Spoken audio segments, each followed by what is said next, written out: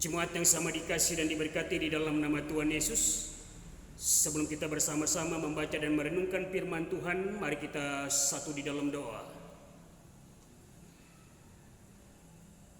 Terpuji Engkau ya Allah, terima kasih atas kasih karunia-Mu dalam hikmat dan pengertian, sehingga menjadi bagian di dalam firman-Mu yang akan kami baca dan renungkan saat ini boleh menjadi sukacita dan berkat bagi kami jemaat-Mu. Pakai hamba-Mu ya Allah menjadi alat di tangan-Mu, berfirmanlah kepada kami di dalam nama Tuhan Yesus. Amin.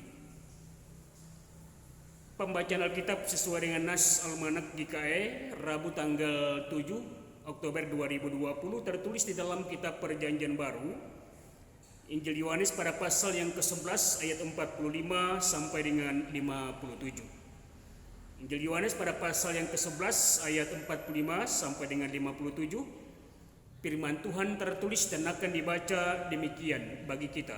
Persepakatan untuk membunuh Yesus. Banyak di antara orang-orang Yahudi yang datang melawat Maria dan yang menyaksikan sendiri apa yang telah dibuat Yesus percaya kepadanya. Tetapi ada yang pergi kepada orang-orang Farisi dan menceritakan kepada mereka apa yang telah dibuat Yesus itu.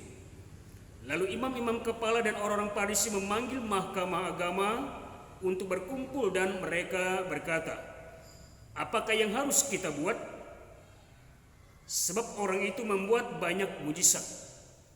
Apabila kita biarkan dia, maka semua orang akan percaya kepadanya dan orang-orang Roma akan datang dan akan merampas tempat suci kita serta bangsa kita." Tetapi seorang di antara mereka, yaitu Kayafas, imam besar pada tahun itu, berkata kepada mereka, "Kamu tidak tahu apa-apa dan kamu tidak insaf bahwa lebih berguna bagimu jika satu orang mati untuk bangsa kita daripada seluruh bangsa kita ini binasa." Hal itu dikatakannya bukan dari dirinya sendiri, tetapi sebagai imam besar pada tahun itu ia bernubuat bahwa Yesus akan mati untuk bangsa itu, dan bukan untuk bangsa itu saja, tetapi juga untuk mengumpulkan dan mempersatukan anak-anak Allah yang tercerai-berai. Mulai dari hari itu mereka sepakat untuk membunuh dia. Karena itu Yesus tidak tampil lagi di muka umum di antara orang Yahudi. Ia berangkat dari situ ke daerah dekat padang gurun, ke sebuah kota yang bernama Efraim, dan di situ ia tinggal bersama-sama murid-muridnya. Pada waktu itu hari raya Paskah orang Yahudi sudah dekat, dan banyak orang dari negeri itu berangkat ke Yerusalem untuk menyucikan diri sebelum Paskah itu. Mereka mencari Yesus, dan sambil berdiri di dalam bait Allah, mereka berkata seorang kepada yang lain, "Bagaimana pendapatmu? Akan datang jugakah ia ke pesta?" Sementara itu imam-imam kepala dan orang-orang Farisi telah memberikan perintah supaya setiap orang yang tahu di mana dia berada memberitahukannya, agar mereka dapat menangkap dia. Demikian pembacaan firman Tuhan. Berbahagialah kita semua yang telah mendengarkan firman ini dan mampu menjadi bagian di dalam pelaku firman Allah yang hidup. Amin. Jemaat yang sama dikasih dan diberkati di dalam nama Tuhan Yesus, salam sejahtera bagi kita semua. Salam, puji nama Tuhan.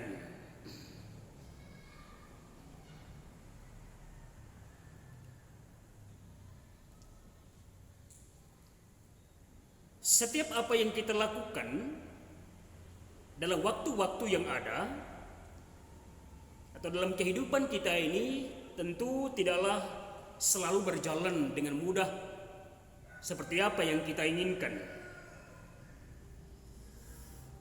Setiap yang kita lakukan dan kita buat tentu berbeda respon dari orang-orang yang ada. Responnya bisa itu baik, respon dan tanggapan juga bisa tidak baik atau bertentangan dengan apa yang kita lakukan. berbagai hal yang dilakukan oleh Tuhan Yesus yang selalu merujuk dan mengarah dan selalu berbuat dan bertindak kepada hal-hal yang baik, yang benar, yang tidak menyimpang dan bahkan tidak merugikan setiap hal-hal yang ada untuk kepentingan orang banyak. Sering juga mengalami sebuah pertentangan dan hal-hal yang tidak disukai dan disenangi oleh orang Farisi, ahli Taurat, dan tokoh-tokoh agama Yahudi pada saat itu. Hal ini tentu mencerminkan dan mewujudkan bahagian dari apa yang mereka inginkan dalam ketidaksenangan mereka, serta menimbulkan keinginan dan harapan dari orang Farisi dan ahli Taurat untuk membinasakan Yesus. Dalam konteks nas ini pun jemaat,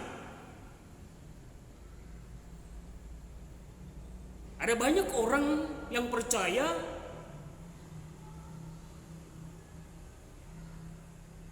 apa yang dilakukan oleh Tuhan Yesus, baik dalam kuasa ucapan maupun mujizat yang dia lakukan, maupun pengajaran-pengajarannya. Tetapi ada banyak juga orang yang menentang setiap bahagian dari apa yang Tuhan Yesus lakukan. Pertanyaannya adalah, apakah yang dilakukan oleh Tuhan Yesus itu adalah merugikan orang lain? Saya rasa tidak, coba. Justru apa yang dibuat yang dilakukan oleh Tuhan Yesus adalah selalu memberikan sebuah jawaban dari apa yang mereka inginkan untuk memperoleh bahagian dari kesukacitaan, kelepasan, bahkan hal-hal yang mereka inginkan yang tidak mampu dilakukan oleh orang Farisi dan ahli Taurat, serta tokoh-tokoh agama Yahudi itu tetapi mampu dilakukan oleh Tuhan Yesus. Dalam konteks nas ini, dalam ayat yang sebelumnya atau pada pasal yang ke-11, ayat yang sebelumnya tentu merujuk kepada kuasa mujizat yang dilakukan oleh Tuhan Yesus di dalam membangkitkan Lazarus yang telah 4 hari berbaring di dalam kubur karena sudah mati, sudah tidak berdaya, sudah tidak memiliki kehidupan.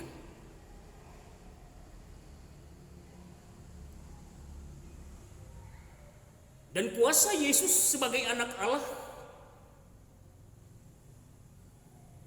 menjawab bahagian dari apa yang diinginkan oleh saudaranya Maria dan Marta, sehingga saudara mereka Lazarus ini dibangkitkan oleh Yesus dan hidup kembali.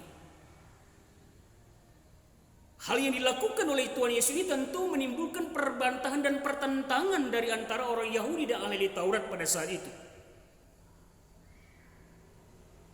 Karena Yesus banyak melakukan mujizat-mujizat, karena Yesus banyak membawa setiap jiwa-jiwa yang menjadi percaya dalam penerimaan berita Injil yang disampaikan tentang kerajaan Allah serta pertobatan.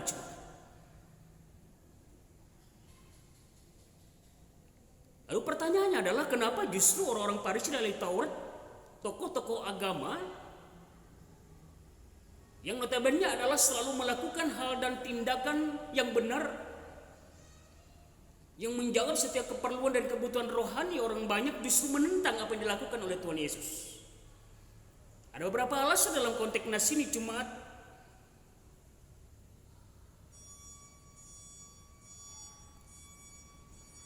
Imam Kayafas memberikan sebuah jawaban dalam konteks nas ini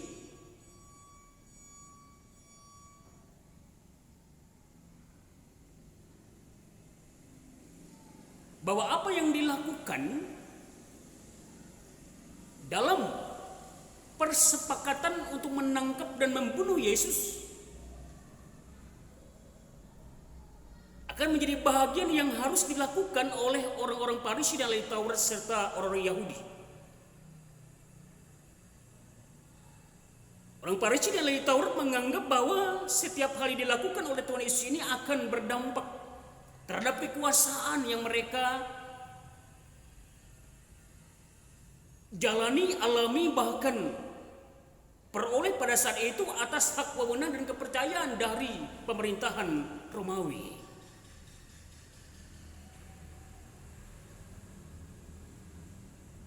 Tentu hal ini cuma menimbulkan berbagai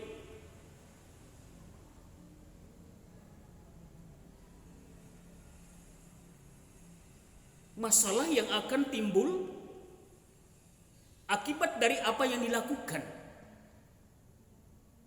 oleh Yesus menurut orang Farisi dan ahli Taurat. Yesus hadir dan menjumpai setiap orang yang percaya maupun orang yang tidak percaya agar memperoleh berita keselamatan yang datang dari Allah melalui Kristus Yesus yang diwartakan bagi setiap umat manusia.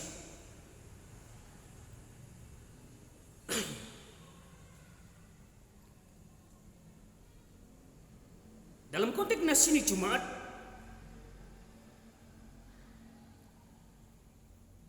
walaupun apa yang dibuatkan oleh Imam Kayafas ini berlaku ya kurang lebih 40 tahun selanjutnya, memang benar-benar terjadi, bahwa pemerintahan Romawi akan menghancurkan orang-orang Yahudi karena mereka memberontak terhadap pemerintahan Romawi.